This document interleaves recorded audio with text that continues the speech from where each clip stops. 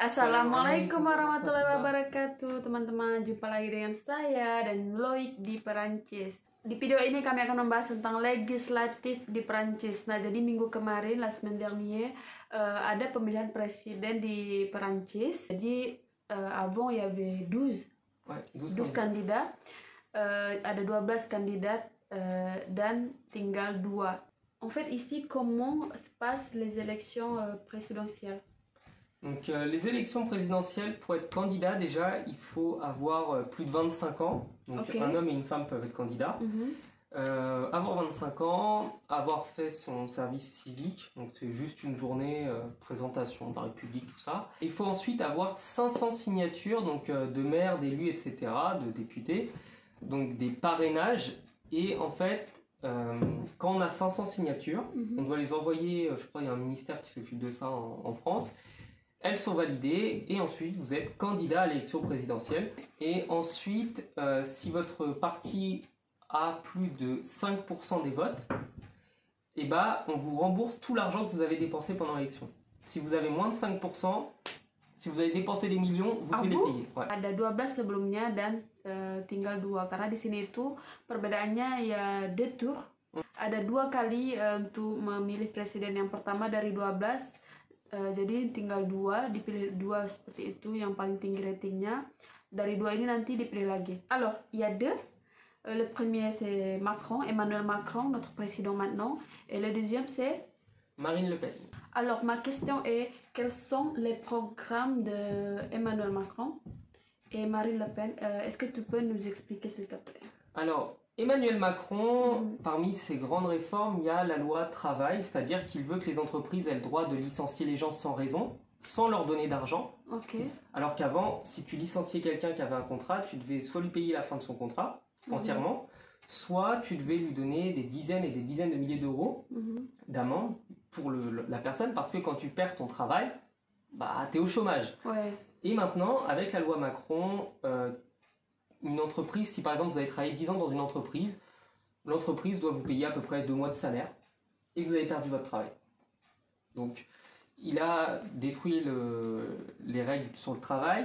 Son programme, c'est aussi de retirer les APL, donc les aides pour le logement. C'est une aide que le gouvernement donnait avant aux plus pauvres pour pouvoir payer un logement qui coûtait cher. Il a décidé de quasiment tout supprimer pour tout le monde.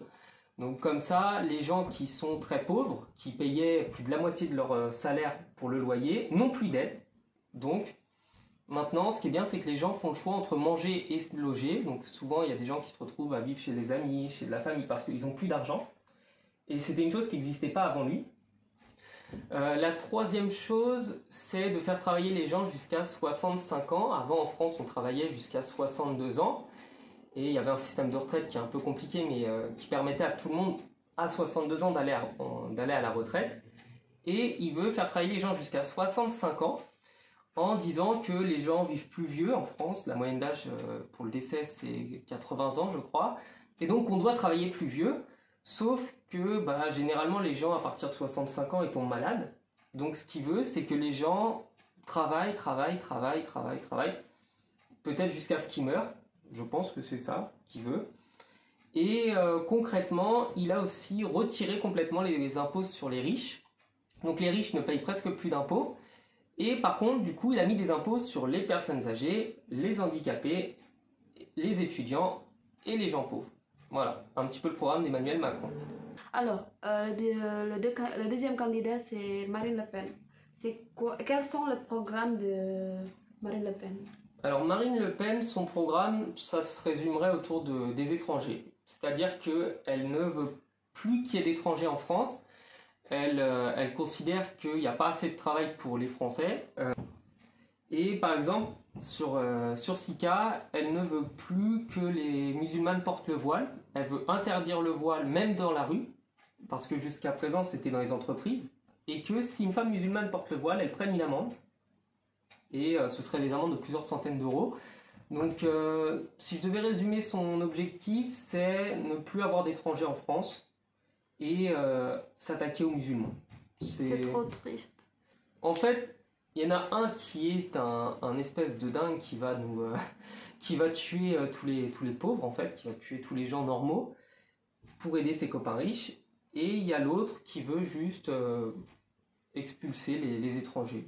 Jadi teman-teman, bagaimana nasib saya nanti dan muslim-muslim lainnya di Perancis, karena memang sebelumnya di sekolah-sekolah memang dilarang berhijab, dari SD sampai dengan SMA dilarang, tapi di universitas itu diizinkan dan juga di luar di publik diizinkan, dan beberapa kantor mengizinkan dan ada juga yang tidak. Tapi jika memang Marine Le Pen menjadi presiden, semua dilarang, baik itu di publik, di luar-luar sana itu dilarang, baik itu di universitas, dilarang keras oleh Marine Le Pen. Jadi doakan kami supaya bukan dia menjadi presiden nanti di hari Minggu. C'est le dimanche, c'est ça? C'est le dimanche. Di hari Minggu. Jadi ini dia dulu video kami hari ini. Ya tentu saja kami muslim di sini, notre cœur c'est book back, c'est ça, hein?